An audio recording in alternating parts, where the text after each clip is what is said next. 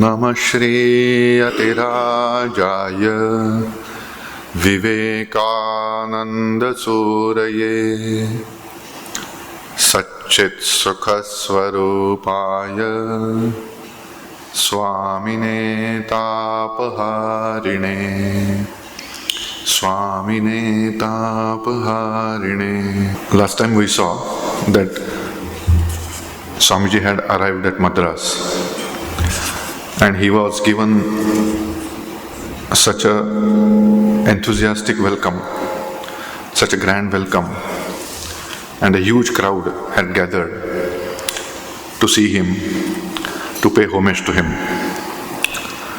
And there were welcome addresses given by Madras Reception Committee, and that were read, and then Swamiji wanted to reply to those addresses.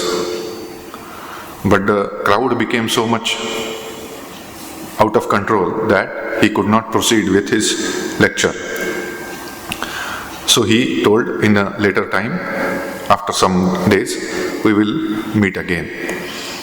And so this lecture, that is my plan of campaign, that was delivered at the Victoria Hall at Madras. I don't know where this Victoria Hall is. Maybe many of you may be knowing where this Victoria Hall is. So, is it nearby, sir? Oh, acha. Oh, acha. Okay. So this place, Swamiji delivers his lecture.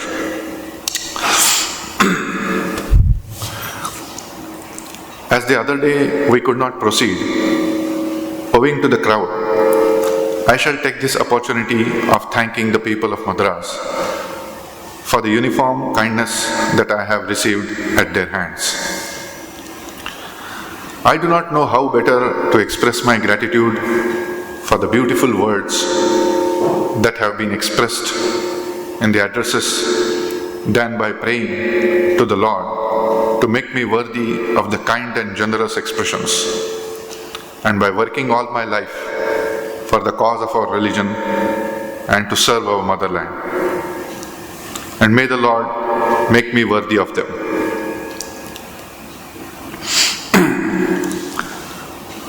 With all my faults, I think I have a little bit of boldness. So Swamiji is again thanking the people first for their welcome address and what sentiments they had expressed last time. But suddenly, as if he's taken by one kind of a spirit, one kind of emotion, that he starts his whole address in a very different tone. And then we see that as if he is first addressing those concerns that he was keeping in his heart for some time, and he wanted to talk about them, he wanted to explain about them to the people of Madras. And probably we have to just surmise, we have to just imagine that what must be going on in Swami Vivekananda's mind. Because he is feeling himself in a way answerable to people of Madras. Whatever is happening, whatever has happened, Swamiji is feeling that I have to explain it to the people of Madras. And that is why, as if first, before going into the main topic of the lecture, that is my plan of campaign, or in another way we can think that probably he decided to enter into the topic in this way only, that first discussing what he wants to disclose, what he wants to open his heart to the people of Madras, and then let me then continue what I want to say. So let us see what he wanted to explain. I had a message from India to the West. Why this sound is coming?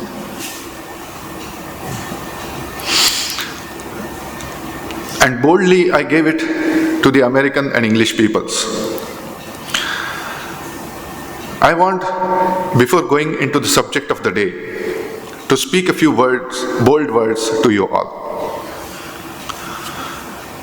So before entering into that, before going that, he is telling, I had a message from India to the West, and boldly I gave it to the American and English peoples. So he is kind of proclaiming that I am a person, I am a bold sannyasi. So his first sentence is also having some kind of pertinence to what he is going to say. There have been certain circumstances growing around me, tending to thwart me, oppose my progress, and crush me out of existence if they could. Thank God they have failed, as such attempts will always fail. But there has been, for the last 3 years, a certain amount of misunderstanding. And so long as I was in foreign lands, I held my peace and did not even speak one word. But now, standing upon the soil of my motherland, I want to give a few words of explanation. Not that I care what the result will be of these words. Not that I care what feeling I shall evoke from you by these words. I care very little, for I am the same sannyasin that entered your city about 4 years ago with this staff and kamandalu. The same broad world is before me. So Swamiji is telling that I must take this opportunity to explain to you that whatever was happening for last 3-4 years, whatever things were being cooked against me, that were being spread against me, and how I was a victim of all those falsehoods and all those things, and how those things will not affect my work, and what is my intention, what is my plan, what is my philosophy. So this is what he took that kind of took that thread to start this talk. And this, he says that I am telling you some things very boldly. I would not care how you will feel, because I am a sannyasi after all. I am the same begging bowl, sannyasi, kamandalu and staff that just goes in the open world without caring for tomorrow. And I am now also the same one. As I came into your city with a begging bowl, I am still the same sannyasi. I don't care about what happens to me. So this is what my spirit is. Because this I need to clarify to you, because I am not going to think, whether it will please certain amount of people or whether it will hurt certain other amount of people. If I keep caring about this, I will not be able to open my heart. So there are certain times in life that we have to let go of this consideration, whether people will like it or dislike it. We have to say what we have to say.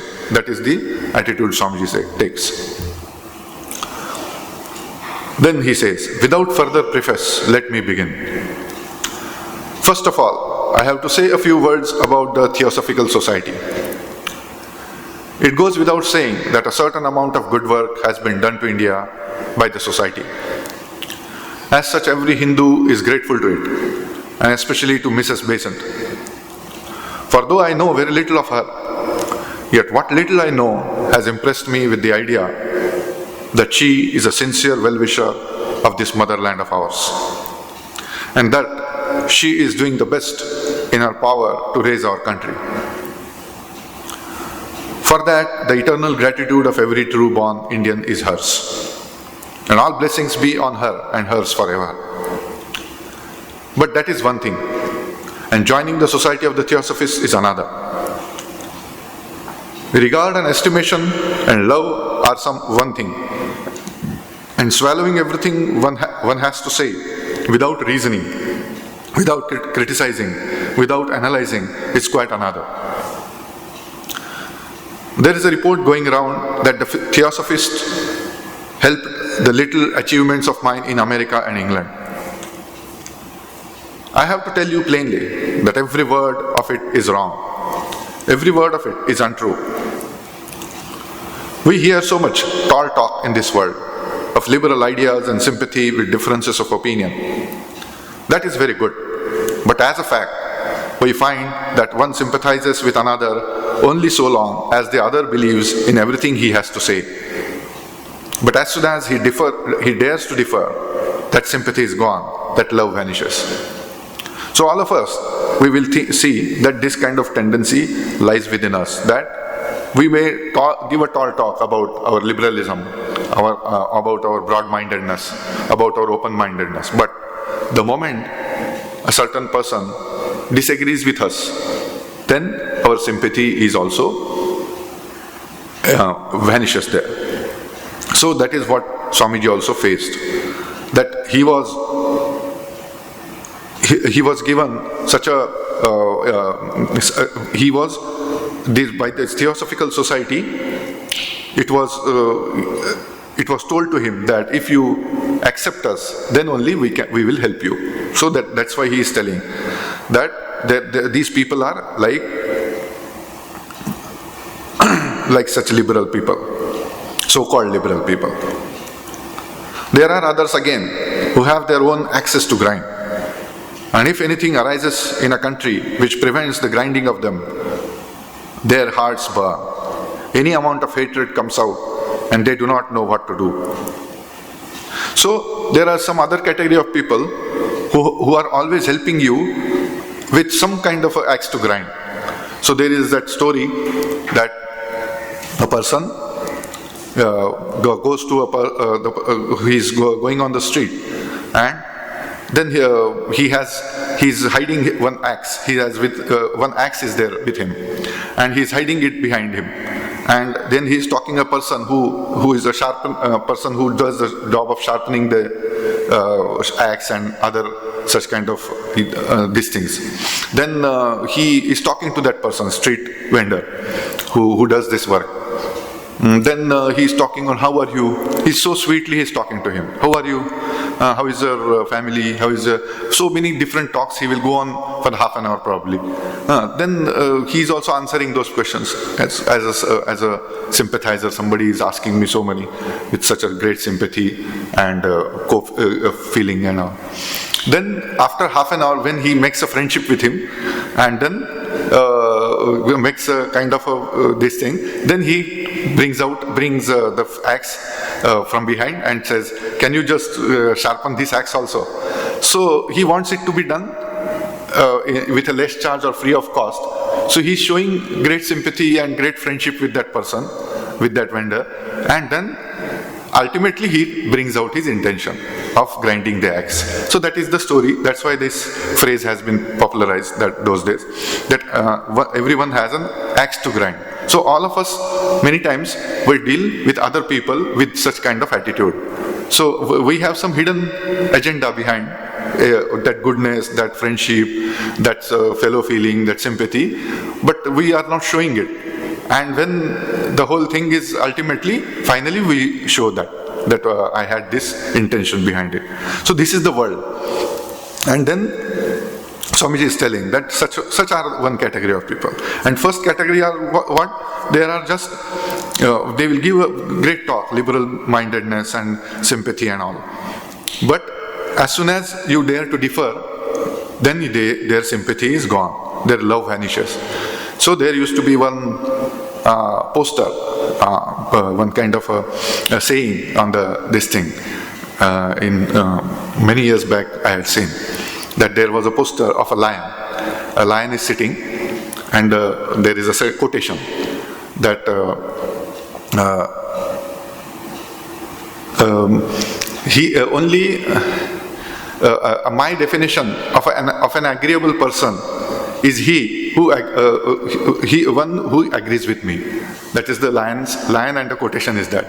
So for me, my definition, something like that. I may be missing the exact quotation, but this thing is like that my definition of an agreeable person is the person who agrees with me. That is what the lion is telling. So I will agree with anybody if that person agrees with me. So he is an agreeable person. I will come down to that person only if he is coming down to me, as if. So this is what Swamiji is also telling, that there are so many people in this world that they behave like this. So they show outside what they will say, that you see, we are so liberal, we are so open-minded, we are so broad-minded, but that whole broad-mindedness, that whole thing has an axe to grind. There's behind what is there? Selfishness is there. Behind the same narrow-mindedness is there. Above is the broad-mindedness, but below is the narrow-mindedness. Above is unselfishness, below is selfishness. Under that. So this is what he is mentioning. What harm does it do to the Christian missionary that the Hindus are trying to cleanse their own houses? What injury will it do to the Brahmo Samaj and other reform bodies that the Hindus are trying their best to reform themselves? Why should they stand in opposition? Why should they be the greatest enemies of these movements? Why? I ask. It seems to me that their hatred and jealousy are so bitter that no why or how can be asked there. So, such people are so bitter that there is no question of why and how, because they have gone to such a level of hatred and jealousy that is, their hearts are full of these two things, that hatred and jealousy, that you cannot ask them anything. There is no reason behind it. When something becomes so much that that person cannot reason that why it is happening, he is so much full of that emotion. So like that, those people are so full of hatred and jealousy. So what he explains, what has happened to him. 4 years ago, when I, a poor, unknown, friendless sannyasin, was going to America, going beyond the waters to America without any introductions or friends there, I called on the leader of the Theosophical Society. Naturally, I thought he, being an American and a lover of India, perhaps would give me a letter of introduction to somebody there. He asked me, "Will you join my society?" "No," I replied. "How can I? For I do not believe in most of your doctrines." "Then I am sorry, I cannot do anything for you," he answered. That was not paving the way for me. So this sentence is important because he is again referring to this in next page. That was not paving the way for me. Means this doesn't mean that he has paved any way for me. So afterwards what they have done, the Theosophists are claiming that they have paved the way for Swamiji's success. So that's why he is telling it here. First, this sentence comes, that was not the paving the way for me. Means when he told that I cannot help you because you cannot become a member of our society, then is it the meaning that he has paved the way for me to go to America? Not. So later on we will see. Then Swamiji says, I reached America, as you know, through the help of a few friends of Madras. Most of them are present here. Only one is absent, Mr. Justice Subramanya Iyer, to whom my deepest gratitude is due. He has the insight of a genius and is one of the staunchest friends I have in this life. A true friend indeed, a true child of India. I arrived in America several months before the Parliament of Religions began. The money I had with me was little, and it was soon spent. Winter approached, and I had only thin summer clothes. I did not know what to do in that cold, dreary climate. For if I went to beg in the streets, the result would have been that I would have been sent to jail. There I was with the last few dollars in my pocket. I sent a wire to my friends in Madras. This came to be known to the Theosophists, and one of them wrote, "Now the devil is going to die. God bless us all." Was that paving the way for me? Now that sentence comes again. So first you told me that we are not going to help you because you are not going to become member of our Theosophical Society. And when you heard about the news that I am dying of winter, dying of severe cold and hunger there, I have no money and clothes and nothing. When you learn about it, you are celebrating it. You are saying that, thank God that this devil is going to die. I would not have mentioned this now, but as my countrymen wanted to know, it must come out. So this is I am explaining to you, O people of Madras, because you are the people who have supported me. You have the people who have offended me, you have what you say, you have collected money for me, and you have supported my cause, then I must now tell you, because so many people among you, they were telling me to explain this. What, Swamiji, what is the reality? Whether really Theosophists help you, whether really, as they claim, that they have paved the way for your success in America, as they are claiming the credit, they are taking the credit, it is true. So again and again I have faced this question. So Swamiji is taking this opportunity to clarify. And it is a little blatant, it is a very, what you say, we can say, a very stark reality that he is opening, that how they treated him. For 3 years I have not opened my lips about these things. Silence has been my motto, but today the thing has come out. That was not all. So here it is not all. There are so many things that happened to me. So many our own countrymen, Indians, they should have been Hindus, or my own some people, they should have helped me, they should have supported me in America. But what happened? In fact, it happened reverse. They jumped on me. Whatever little success I achieved, they immediately tried to put me down and crush me, and then take the whole credit to themselves. So many things, such kind of things happen. I saw some Theosophists in the Parliament of Religions, and I wanted to talk and mix with them. I remember the looks of scorn which were on their faces, as much as to say, what business has the worm to be here in the midst of the gods? So they were looking at me as if like this worm, what this worm is doing here among all of us gods. This was their attitude visible on their faces. After I had got name and fame at the Parliament of Religions, then came tremendous work for me. But at every turn, the Theosophists tried to cry me down. Theosophists were advised not to come and hear my lectures, for thereby they would lose all sympathy of the society. Because the laws of the esoteric section declare that any man who joins that esoteric section should receive instructions from Kutumi and Moria. Of course, through their visible representatives, Mr. Judge and Mrs. Besant. So that to join the esoteric section means to surrender one's independence. So he is talking about all the Theosophist philosophy and their ideals and their imaginary, those rishis that they were talking to, that Mrs. Besant and all. So you all must be knowing about it. So we need not go into too much detail because it is not that relevant also. Certainly, I could not do any such things, nor could I call any man a Hindu who did any such thing.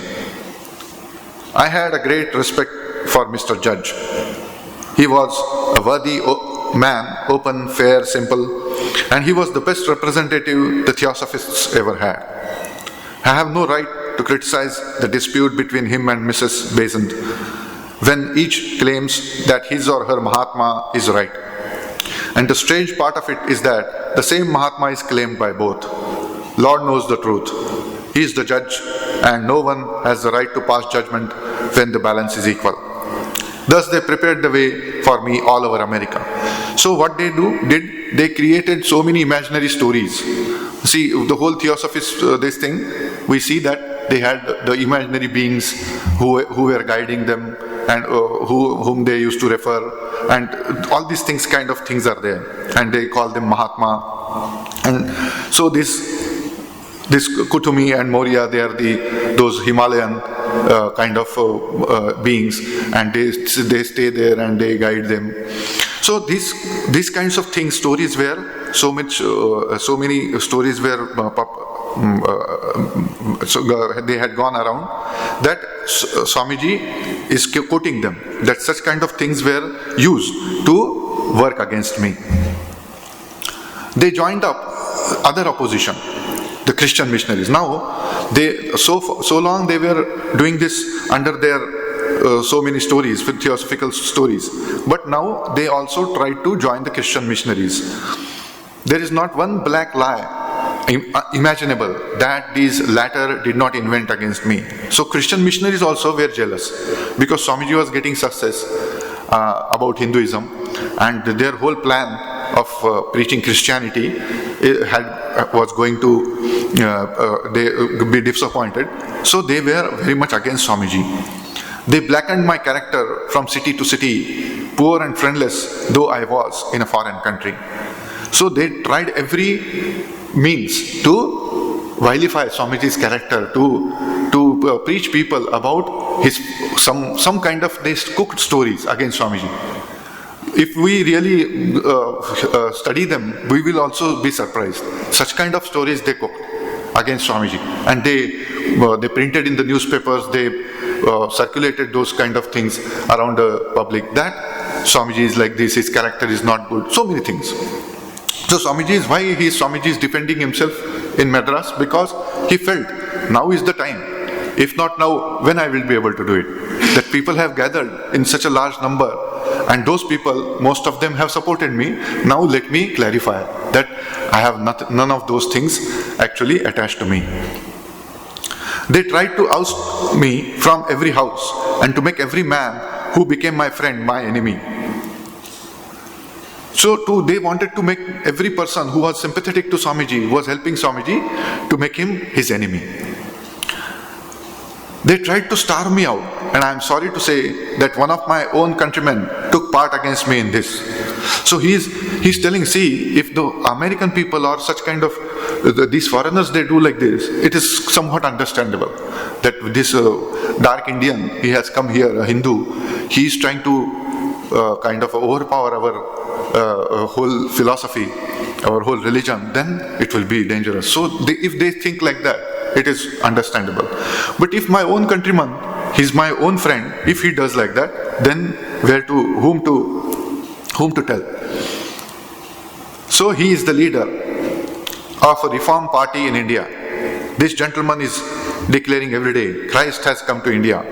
Is this the way Christ is to come to India? Is this the way to reform India? And this gentleman I knew from my childhood. He was one of my best friends, and when I saw him, I had not met for a long time one of my countrymen, so that I was so glad, and this was the treatment I received from him. So one such person whom I met in the Parliament of Religions, he was one of the very old acquaintances. Swamiji is calling him friend, but maybe a friend also. Swamiji is such a broad-minded, large-hearted person that he will call everybody a friend. So though he may not be literally a friend, but he was an old acquaintance, because he used to come to Sri Ramakrishna. When Swamiji was also visiting Sri Ramakrishna and sitting under his feet, at his feet, that time this person also was going there. Swamiji is referring to Pratap Chandra Majumdar. So that Pratap Chandra Majumdar was the person who had gone against Swamiji, and he had accepted all these Christian ways of life, and he was preaching that Christ has come and all this. Then Swamiji is telling, is it the way that you are so jealous of me? You are so going against me?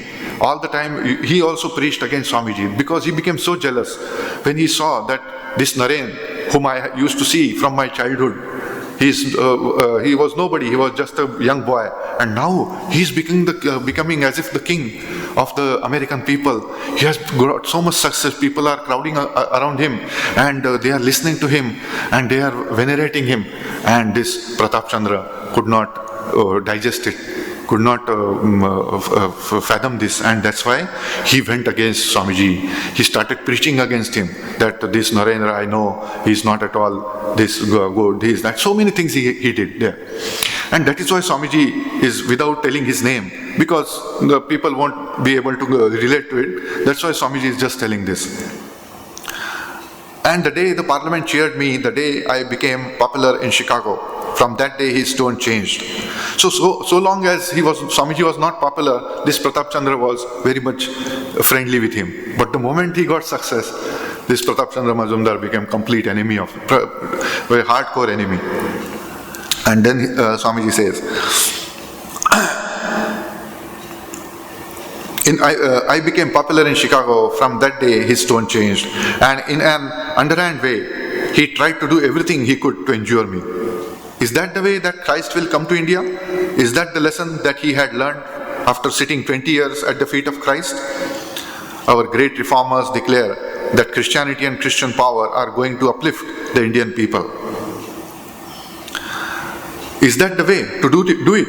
Surely, if that gentleman is an illustration, it does not look very hopeful. So, if such examples are there, after accepting Christianity and Christ as the ideal, if such is the kind of hatred and jealousy that you are spitting on people like me, then such kind of Christianity are you going to bring in India? So this is what such kinds of examples he is quoting to expose the hypocrisy of people. To expose these great people, they are posing themselves to be great, but how they are hypocritical, how they are inside the same, their minds are so much attached to their own selfishness, their own egos, their own this false, all these ideas about their own greatness. Then he says, one word more. I read in the organ of the social reformers that I am called a Shudra, and I am challenged as to what right a Shudra has to become a sannyasi. So now also we are seeing the same problem going on everywhere. So that problem was there then also. That Swamiji was being questioned because see, now the Christian missionaries, they took they dug into all the history of Swamiji, how to vilify him and how to demolish all his work. So every opportunity, everywhere, if they find some tidbits of here and there, then they can demolish his work. So now they understood that if we can preach Swamiji as a Shudra in southern India especially, then nobody will listen to him. That they understood that let us preach, let us popularize this notion among people that Swamiji is not a sannyasi at all. How can a person, a Shudra, take a sannyasa? So you are all people of South India, you are so much adoring him, but he is a Shudra. So these kinds of things also they told. That he is a Shudra, he is not at all fit. Then Swamiji has to all these things. You see, today's lecture he starts with, though it is a long lecture and it will go into the main topic also, but he starts with these problems that he has been facing. And taking that opportunity of how the society, how the people work, how their minds are. So how these people had to wade through such kinds of difficulties to do Thakur's work. How they had to establish Hinduism and Vedantic religion, and how they had to face so many social problems, so many such kinds of different problems, and upon them they have stood. Above all these difficulties they have stood, and they boldly preached their message. So then he continues. He is explaining that what is my standpoint upon your accusation that I am a Shudra. So in two ways he is explaining it. First way, first is a very realistic here, that whether I am really a Shudra, that is in. And then he is taking another standpoint, that both we will try to see. To which I reply, I trace my descent to one at whose feet every Brahmin lays flowers when he utters the words Yamaya Dharmarajaya Chitraguptaya Vai Namaha, and whose descendants are the purest of Kshatriyas. So Swamiji's pre-monastic family belonged to Kayastha caste. So Kayasthas are considered as the descendants of Chitragupta. So Chitragupta is that legendary figure. If we also know he is that scribe, or he is a person who makes the record of the merits and demerits, papas and punyas of every jiva. So that legendary figure, all these Kayasthas are considered to be his descendants. All, or may not, if not all, at least Swamiji's, the Kayastha caste that Swamiji belonged, that Swamiji says, I am that descendant of that Chitragupta to whom you pay homage. Even Brahmins pay homage too. If you believe in your mythology or your Pauranika scriptures, let these so-called reformers know that my caste, apart from other services in the past, ruled half of India for centuries. So this subcaste of Kshatriyas, this Kayastha, so it has ruled half of India in the history. In Bengal alone, my blood has furnished them with their greatest philosopher, the greatest poet, the greatest historian, the greatest archaeologist, the greatest religious preachers. My blood has furnished India with the greatest of our modern scientists. So most of the people of the then Bengal were great people, leaders and all, where most of them were belonging to this Kayastha caste. So he is telling that if you tell me as a Shudra, most of the leaders will become Shudra that you are now following. Most of these great peoples, great historians, archaeologists and reformers, religious preachers that you are now adoring and worshipping, those everybody then you have to put in the same basket. My blood has furnished India with the greatest of our modern scientists. So like this. So many such things he tells that that time he is telling this.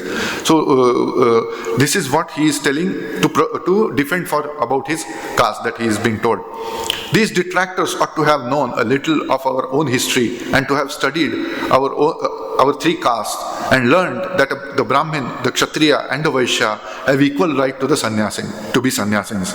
The Traivarnikas have equal right to the Vedas. So if they would have little studied my history, my roots, then they would have understood that no, these Kayasthas are also equally, they have a rightful claim to the Vedic study, Vedic religion and Vedic way of life. Because now Swamiji is quoting about the scriptures, quoting about the tradition, ancient tradition. What is ancient tradition or thousands of years of tradition is these three castes will be allowed to do the Vedic study, allowed to undergo the Vedic rituals and all these things. So they all three were allowed. So they should know that I am also under that rule. I was also allowed to become a sannyasi. What wrong was that? And then he takes another standpoint. This is only by the way, he told. So this is only just because whatever established, according to the established way of life of the society, I have now justified my position. Now I justify my position in a very different way. What he says, you see. Probably only, okay, we can finish this paragraph. I just refer to this, but I am not at all hurt if they call me a Shudra. Now he takes a different standpoint. It will be a little reparation for the tyranny of my ancestors over the poor.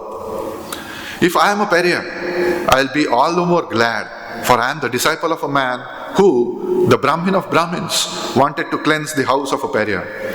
So I am the disciple of Sri Ramakrishna, who was the Brahmin of Brahmins, but who went to clean with his own hair to clean the toilet of a pariah who was staying near outside the temple garden of Dakshineshwar.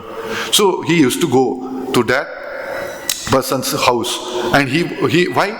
He wanted to completely eradicate his caste ego.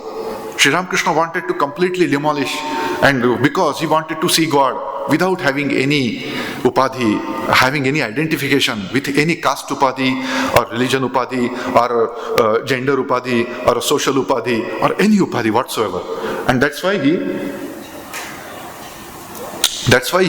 was telling this, that I want to approach God with completely a plain, open slate, a completely pure mind, not having a slightest of any identification in ego, abhimana. So that's why he went to that Rasik Mehta. His name was Rasik Mehta. So Rasik Mehta, he pleaded him, please allow me to clean your toilets, so that I will tell myself that no, you are not even fit to clean a pariah's toilets, a Shudra's toilet, like this. So then how could he allow? The Rasik Mehta fell flat. No, you are the great venerable person of this, you are the mother's pujari, and you are a saintly personality. You are such a great Brahmin. How can I will have to go to hell if I allow you to clean my toilet, like this. He protested, and he did not allow it naturally. So what to do? Sri Ramakrishna has to do it, because he has to do sadhana, to see mother. He has to do everything that he can. So what he did, stealthily at the middle of the night, when the Rasik Mehta is in deep sleep, then he used to go into his toilet. He used to clean it in the dark night, and he used to do this sadhana with his long hair, because he was doing the tapasya that time. He was used to do tapasya in Panchavati. He used to spend nights in meditation, and he did not used to care about his body, what is happening to his body. He would not mind hair are growing, and what is his this thing. Looks, his looks are nothing. So his jata are growing, his hair are going. So with that jata, with that hair, he used to clean the toilet. So Swamiji is quoting it here. Why? Because he wants to make a point. And this man woke up in the dead of the night, entered surreptitiously the house of this pariah, cleansed his latrine, and with his long hair wiped the place. And that he did day after day, in order that he might make himself the servant of all. I bear the feet of that man on my head. He is my hero. That hero's life I will try to imitate. By being the servant of all, a Hindu seeks to uplift himself. That is how the Hindus should uplift the masses, not by looking for any foreign influence. This is the way that we should uplift. 20 years of Occidental civilization brings to my mind the illustration of the man who wants to starve his own friend in a foreign land, simply because this friend is popular, simply because he thinks that this man stands in the way of his making money. And the other is the illustration of what genuine Orthodox Hinduism itself will do at home. So one place somebody is being jealous and showing hatred to me. Why? Because it is hampering their selfish goals. And on another place, it is hampering. They are vilifying me because of their orthodox way of Hinduism, their ideas. So my own people, for different reasons, are going against me. My own religious people, belonging to my religion, they are going against me. Let any one of our reformers bring out that life, ready to serve even a pariah, and then I will sit at his feet and learn, and not before that. Let any one of your so-called reformers behave like Sri Ramakrishna. If they can, I will also sit at the feet of them. 1 ounce of practice is worth 20,000 tons of big talk. So this is what Swamiji is trying to tell, that so many such reformers we are seeing day in and day out, but they are just big talkers. They have no life. That is why, you see, that is where Swamiji's finding of this Ramakrishna order, this Ramakrishna Sangha, this Ramakrishna movement is. Why? I want to create people who will not just be big talkers. Let us have some people who will just live simple life.